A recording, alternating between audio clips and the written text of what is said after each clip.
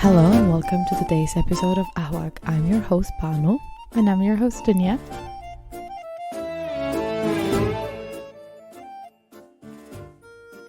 But tell me, I have a lot of questions about the procedure of marriage in the Middle Eastern culture because it's a very intricate situation. Yeah. Tell me everything about it. About marriage, do you want from the first step? Yes, I want from how they ideally would love it.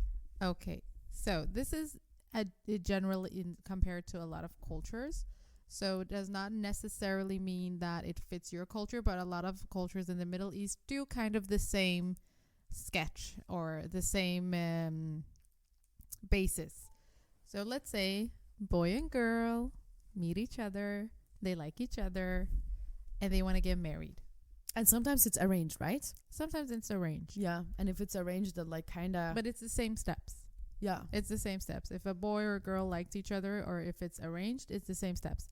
But if it's a love marriage where you choose your partner, then you would just inform them that this is going to happen. So usually the guy's mom will call the girl's mom and be like, "Hey, I have a son. He likes your girl. We want to come over." Sometimes they don't even say that. They just say, "We want to come over." And Jamil is coming for Layla. And you just know that this woman who is not your friend, like the mom picking up the phone, no, this woman is not my friend. If she's coming over, it means there is marriage on the way. So they come over, they have a first meet. She serves the tea. What about this, they shakrawa or something like that? When they give this tang. The tang. Oh, the juice? Yeah, the juice. The tang. Isn't that something like that too? What do you give sharbat? Yeah, you give sharbat. Or is that on the next meeting again? No, when you things always give sharbat. You always give tang, or you because give I vimto. let her come in, the vimto, and then it's like the sharbat. Yeah, no, you serve the tea, they've met, they leave, then you have a conversation with your parents as a woman, and you're like, "Do you want to marry this guy?" "Yes, I do." "Fine, next step." Now they come and ask for the hand in marriage. Now it gets formal. So now you've kind of agreed to this is leading up to marriage. So they come over again. Now they come bearing gifts. Oh, this is weird. They have gifts. Okay. Then you sit down. It's a bit more formal, this event. So they sit down. They are suited up. In the first, they're dressed nice, but not so nice. In the next one, they're dressed nice. You're dressed nice. You have your hair done, nails done, everything done. There's the details is just crazy. How do you know? But she's gonna tell us later on. My sister just got married, so I've looked through this. The sources are direct. There's desserts. You know why they're here. Everybody's so happy. Everybody's super friendly. It's a front, but everybody's super friendly, and they have the gifts. They're so generous. Oh, nice. And then this is the formal asking for the hand in marriage. Now, some cultures have different approaches to this. For example, what we did for my sisters was that she made coffee and put salt in it. And this is what I did to my seniors to make pranks on them. What salt? Which salt? Himalayan salt? You How much salt? Belgian salt.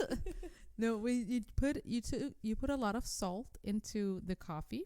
Of whom? Of whom? Of the groom. Everybody gets normal coffee. The groom gets a special coffee. Why? Because it's based on this story of a girl who this was happening. He was asking for her hand in marriage. She messed up. She was so nervous. She put salt in instead of sugar.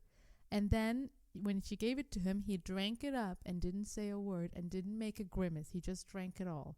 And then that was so super romantic because he accepted her with everything that she did. As the failure she is. For the failure she is, for the bad cook she is.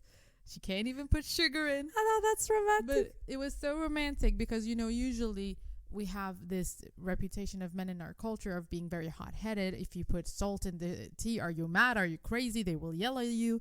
But this was like, he was so gentle and so kind. He didn't want to embarrass her. He didn't tell. He just drank it and was like, it tasted amazing and wanted to make her happy. So that story inspired this tradition. You really like your salt, I have to say. Did you just make that up? No, know. Tell me the truth. You and your father, you're good at making things up, and we would believe you. People out there are so naive; they would fucking believe me. But I actually me that look like I have no hair. But I actually did not make this up. I have picture proof. I will show you of my sister pouring salt into the coffee. I want to know the details. And some people, they take it very far. They put pepper. They put hot sauce. They put a lot of. I know. This is getting more crazy. Like, I honestly, like, my reality is a shook right now. No, but I swear to God, people like try to put the worst concoction together, and then you give it to the groom, and everybody's waiting and watching and looking at him. I think this is like so mean. They know what's gonna happen, and he knows what's gonna happen. He must be sweating. Yeah, but you know what? He signed up for this. So if you want to marry my sister, you better drink that coffee. And then you leave with diarrhea. Yeah, probably. So and the thing is, you have to drink it all up. You can't just like sip on it. Is it that coffee that they give that they make like coffee readings later on? Yeah, it's okay. So that also happens. There's so much. No, happening. we don't do the coffee readings. Okay, but yes, it's the same kind of coffee that you can do the reading. It's actually on. Really good coffee. Yeah, I love it. I will make some for you. I have a machine that does it. I love it. Like you don't even need to put it on the stove. It tasted like a nutty taste. So a little bit slightly burnt, but also nutty. Anyways, that is the asking for marriage part. So when he drinks up the coffee, that means that everything is done. Actually, that the deal is done. So if she serves him coffee and he drinks it, that means. What about the promise ring? When does that come in? That comes there. Okay, I don't mean the engagement ring. Yeah, the promise ring. Okay, that's there. And it's only for her? No, for him too. Okay, so that means they can officially what? Date or what? Yeah, but not with the third wheel, of course. With a third wheel. And this is also what's different from family to family and culture to culture. Some people, before this even happens, they have been dating. Some people start dating after. Some people in some religions, they do the Islamic marriage, which is signing the contract, and then legally in our religion you are married. They do that at the wedding. So we don't do that at the wedding. We do it at the engagement party, which is usually like a week after the whole asking for marriage. So the engagement party is the Islamic contract signing, where you have an imam, he comes out, there's witnesses, and then they, it's like saying I do, but in Arabic, and with the Quran verses and du'as associated with it. It's a beautiful ceremony. And do you do it just at home, or do people do it at like a mosque? You can do it at the mosque. You can do it at a venue. You can do it at home. Because I know my friends, they also do parties. There is an engagement party as well, right? Yeah. Super expensive. Who pays? Okay, just a question here. Because there is an agreement, right? On who pays the engagement and who pays the wedding and who pays the like interior of the bride. Yeah. And the groom when they move together. How is that calculated? That is also very different from culture to culture. I can only speak for what we do in our culture, and that is that the bride pays for the engagement and for the henna. The wedding and everything else, house, stuff like that, it's the groom. Even the, bride's dress is his. He needs to buy that. Yeah. And the gold is on the man as well. So, but it's two parties. Like when we say we're having a henna party and when we say we're having an engagement party, it's usually big parties. So we had the imam come out for the engagement party. So in the beginning, it's very calm. Everybody's sitting there, respecting the imam. He's here. The witnesses are here. They're signing the contract. Usually there is a little speech or a toast from the imam, like a little shout out to the couple with good advice and stuff like that. A little toast with salt. Coffee with salt. And then when the imam is done, then the party begins. And then they are actually technically married. So they don't move in together. Yeah, they don't move in together. I've never seen anyone move in together even though they say they're married. They're like, no, Aiba. Exactly. Oh my god, you just said that I'm in theory married, so what does that mean? Yeah, but they are, lawfully in Islam they are married, so they're allowed to do anything. They are a married couple. So, but most people don't. Most people hold back and, wait for the marriage to move in and do a lot of other stuff. And then What is the henna night? I want to ask you something because yeah. I saw that with my friend that is a Kurd from Turkey. I had never seen something like that. And it was a ceremony where they started crying and going around in circle. I felt like I was in National Geographic. Mind you, I am from this culture. I just don't know, like, because I haven't seen the henna night. Well, I thought it was like a sauna night for the girls. It is. You're Okay, so what happened absolutely there? right. What was So- that? There was a show where the whole engagement party was looking Yes. at the women playing tabla and crying around Yeah. her. So what you're talking about is the Turkish henna night. That is the whole thing you saw with the tablas and the gowns, and it's like a party. It's in a venue. It's And- like a farewell party from the Yeah. family of the bride And because it's the men were not allowed to come. But it's usually a girls' party.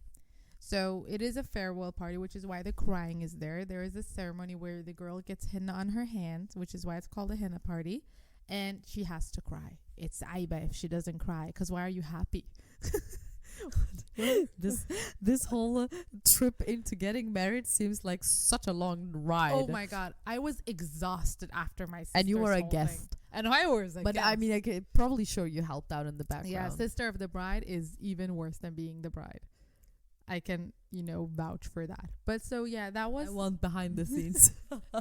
So that was the Turkish one, which some Turkmens do, and some Kurds also do. Like when they're Kurds from Turkey, they also do that one. Because that's the region they do that. Now, the other one you said, sauna for girls, that is the Iraqi way. That is the way my mom does it. That is the way my mom's generation does it. And if I ever get married, that is the way I want to have. It seems henna so party. like such a good thing to do. Yeah. You go to a sauna, you relax, you Mm. get your nerves off, you look clean, nice, Yeah. ready. It's Smooth.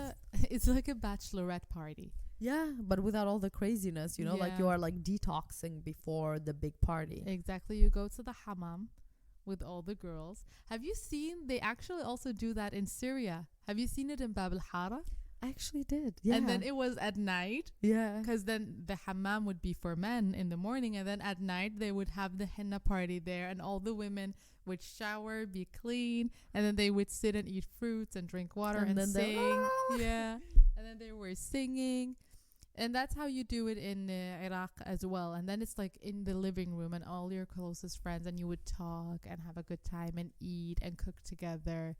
So if I ever get married, I will do that for my henna. I would much rather stick to those Iraqi traditions, because I think they're so... And see, that's also region-based, because Syria borders up to Iraq, and they do the same. It's really interesting. Yeah. And then After the engagement? after the engagement, after the henna, after the promise rings, Yeah. we're finally at the wedding. This is like It's crazy. time. How like the wedding and engagement, there how many months is there between them?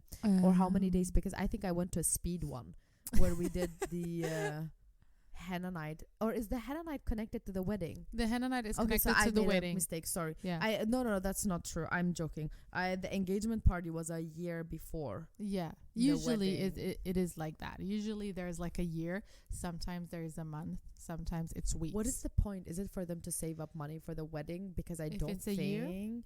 Or is it for them to just date around to get to know each other? Because you have the chance to break off the engagement, yeah. right? Yeah.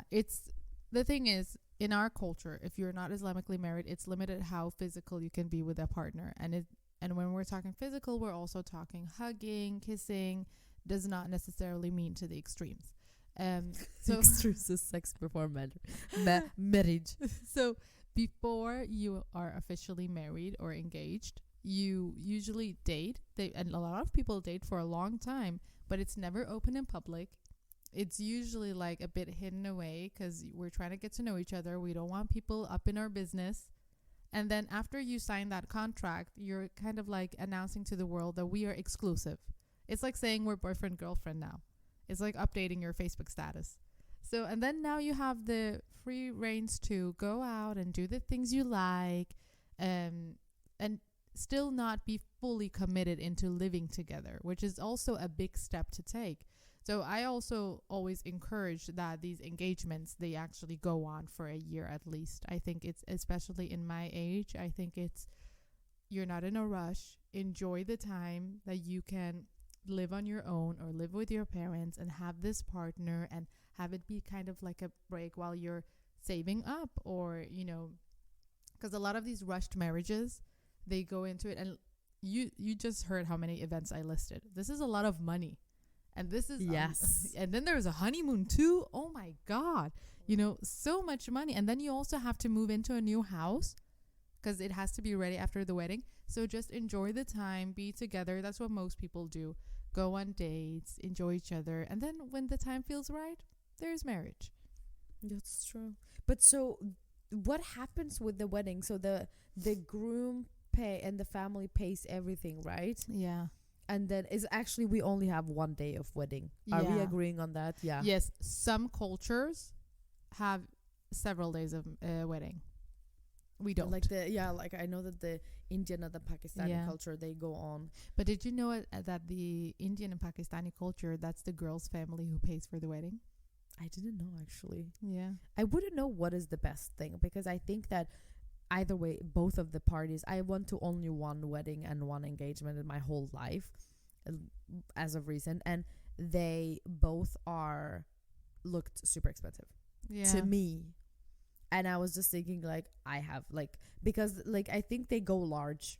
Yeah. And I think there wasn't less than 400 people. Yeah. I remember at some point they were supposed to be closer to 1,000. I have a friend of mine, they had 1,000 people coming to the wedding, and still some people in the village were like, why didn't you invite my cousin? And they're like because they want the whole city to be invited. Yeah, there was 500 even people though they don't know each invited other. to my sister's wedding. 500 people. From where? From Europe? I don't know. I don't know these people. I was This like, is who are crazy. these? Yeah. It was because it was in the Netherlands where my sister's husband There are is more from. Kurds there, It was right? it was their Turks, Turkmens, Arabs. It's their friends. Didn't know And them. it's expensive. I think Yeah. weddings must be expensive because you have to give you enough food, and there are certain there's a lot of food coming out, right? And a lot of not just the food, but setting up the place, hiring a band, the music, yeah. the cake. Who was the band for you guys? I don't know. It was some Turkish group of guys. Okay. I did not know them. And they needed to play. How long was your wedding? You guys' wedding. How long did it? When did it end? Because we were thrown out at 2 a.m. Yeah, The bride came over and she's like, "We are Go. friends. Please leave me. I'm tired." But that was also because she was the Eiffel Tower the whole day. She just stood up and took pictures with everybody that came. Oh and my God, I walked hate away. that part. I felt so bad. And I had another friend. I never made it to her wedding. I'm so sad. It was my best friend, Shay. And she told me that she tried as much as she could to do not that thing of inviting 1 million people. But at the end, she found out that, you know what? There are a lot of people that her family knows and her husband's family knows. So you cannot, your heart will break if you don't invite these people. And at some point you find out that everyone is crucial in this piece. You know how you get out of that? How? Destination wedding. Where would you go if you were to? Oh, Italy. well, actually, tell me, where would you go? How would your wedding be? I would go to Italy. I would rent. Why? Because your father owns Rome, or what? No, I would have a destination wedding Why in Italy? Why not Bali? No. Why not Malaysia? Honestly, do Indonesia. you want me to fly people out to Malaysia? Do I look like I have that kind of money? Then nobody will show up. Nobody will show. I still want people to show But why up. can't people pay for their tickets and then you say I got the place? Yeah, but I was thinking I will do that. Look at me talking as if I have a wedding on the lines. We are manifesting here. Keep on manifesting. It will all happen. Oh my God, I saw a meme that said, "Answer me right now or I will start manifesting you." That seems like such a threat, actually. It is a works. threat. They say keep manifesting things and it happens. And this is why I'm throwing my manifestation at everything. I want this bag. I want this bag. I want this apartment. I want this chair. I want this sofa. And I'm hoping everything will just fall on top of me. Yeah. But then I'm like, am I ready for the responsibility of my manifestation? Probably not. No. But the thing I wanted to say, I wanted to have it in Italy, and I wanted to either in Tuscany. I saw this beautiful wedding in Tuscany where they had rented out this. I just can't take you. What the heck is this? Who do you think you are? Sit down. Now I'm like, this is how Kurdish aunts thinks. Danisha. Danisha. Kate. Yeah.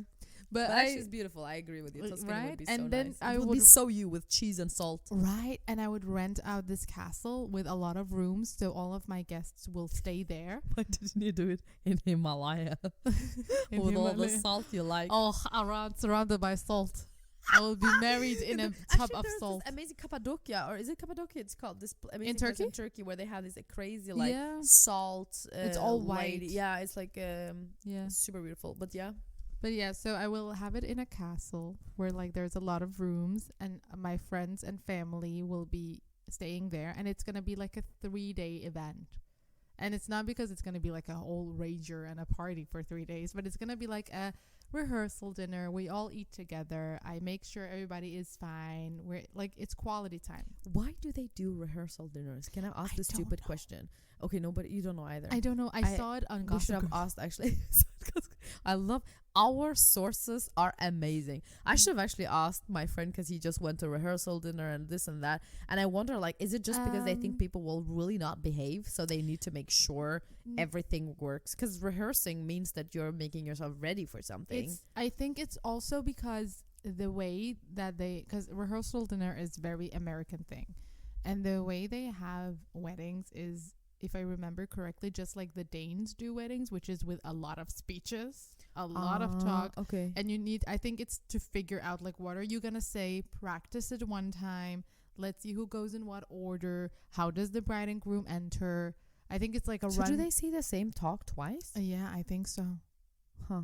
And I think that's what they do at the rehearsal dinner. Or maybe they just take the talks of the people they don't really like that much. So And like then you cut do it it out. today, and then tomorrow we take the people we really want. You speak at the rehearsal dinner where we're only going to be 10. It's more intimate. But yeah, so I would want to do that. I saw a girl do it on TikTok. She's having a wedding in Tuscany, and she was like doing like these gift bags for all of her, guests who are coming, and it was so cute. And then you can like have the wedding, and everybody goes back and sleeps just in the castle. They're right there. And then in the morning there's a brunch. Maybe it will be like a really good quality time Right. but also like it's also quality time if it's only 20 people coming to a wedding and not 400 people. Yeah, exactly. But would That's you why have the destination. heart to hurt so many people? Would you have the No. heart to be like, I think if you're gonna do that, you will have to end up making one big wedding and then this Tuscany thing. No? No, I will. How are you gonna pull this stunt off? I will have no problem I'm saying. so happy. Like, look at us planning this thing. There's nothing. I will have. but we're manifesting. I will have no problem telling people that is a small, intimate wedding, and I couldn't afford to They're make gonna it be bigger. like, You can "Dawa shay, dansha, abranamene, dansha." There will be a wedding in your garden, and 500 people and invited. we're all ready. Yeah. No, I think it's, if you say, because I can respect when people say it was a small, intimate wedding. I can respect that. But if you say like, we couldn't afford to make it bigger, they will naturally fall off. Or, I know people are not coming to Tuscany. You think my aunts and uncles are coming to Tuscany? That's why Staying they're in- gonna be like, "Your girl is crazy. Let's keep it in my Yeah. backyard." They're like, oh, we're not gonna come. Would you Easy. actually do double wedding, like you would do one in Europe and one in Kurdistan? Never. Why? Who am I having the wedding for? Oh yeah, you guys don't have anyone left. We have a there? lot of family. Yeah. Do you think they will be very happy with you just getting married and like never seeing anything to them? Yeah. That was so quick. You know what it You don't think they want to make dolma for you? Yeah, but I'll come. I'll take my husband down. I'll take my husband to Erbil, and he will have dolma. My aunt will make him dolma, but no way I'm having a wedding down there. Although I did see on Instagram there is incredible wedding venues in Erbil.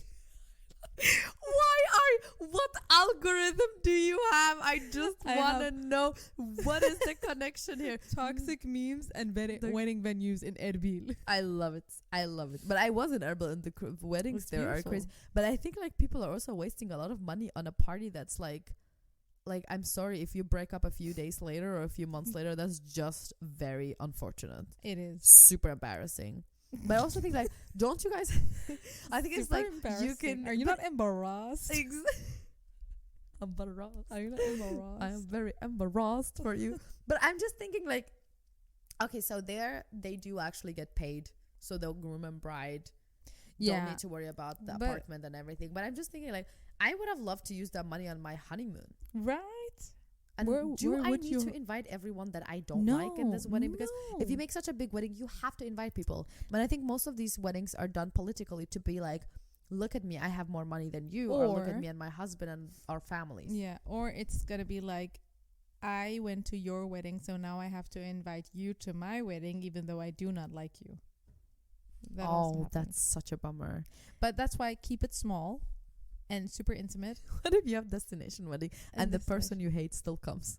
Oh my god, they will be kicked out. I will and escort you're paying them out. for that castle where this person is living, and then they make your life living. Then I would pretend like it was canceled. That one cousin that really hates you and throws like, you know, these horrible comments. Oh my god, yeah. Like these spiteful comments at you and your husband and your family all the time, and you're just like, I need to keep my shit together. And then they're just like bad energy. What the heck are we manifesting? Like, we created like literally a wedding itinerary which is going to hell. Listen, I'm not scared of confrontation. I'm not gonna invite. This just became Bridezilla. I'm not gonna invite people that do not feed into my happiness on that day. At the end of the day, Dunia is actually someone that goes with the flow. I think you will not get your plan through. Your mom is gonna be like, Dunia, this is what's gonna happen, and you're gonna be like, yes. I'm gonna be like, are you gonna take care of it? Or you're gonna be on timeout. Your mom would take you out on timeout. She'll do the lip thing, and she'll be like, don't do stuff like that here. Yeah. When we come home, I'm gonna punish you. No, but I'm not gonna confront people at my wedding because they're not even invited to the wedding. Such a gangster. Like, how are you? What is that quote? Why are you crying outside the club when you can't even get in? That is so They're not gonna get in. That is so bad. They're not invited. I had a friend. She had a whole security guard outside her wedding. For what? Who did she not invite? The president? People crash weddings. And she was like, if people do not have an invite, they cannot come in. I have not invited them. That was a whole security guard. I was like, this is crazy. That must have been a lot of money. I know. I just think it was one of her cousins. Oh. I don't think it was that serious. Oh my god. But he did check our, and I was like, excuse me, this is my best friend. He did check you guys too? Yeah, of course he did. We all had to have an invite, like a physical invite, which was nice. This. Who is this lady? It was nice though, because then we all had an individual invite and could keep that. Oh my god. Well, that is cool. Well, I mean, like, now you guys know how the weddings down there go. It's like a very intricate, very complicated process. It has several steps, but at the end of the day, it seems like it's a very expensive process. It is. And I don't know how much autonomy you're going to have in the end, Dunia, but we're going to manifest this wedding for you in Tuscany. We're dreaming about it. Let's go there. And either way, no matter if you're having a traditional wedding, if you're having a destination wedding, make sure you put yourself first and be happy. Enjoy the day. Oh, that's true. That's a very good one. It's a once-in-a-lifetime experience. And don't think about Aiba. Just go for it. Just go for it. You're a free woman. You're getting married. Enjoy.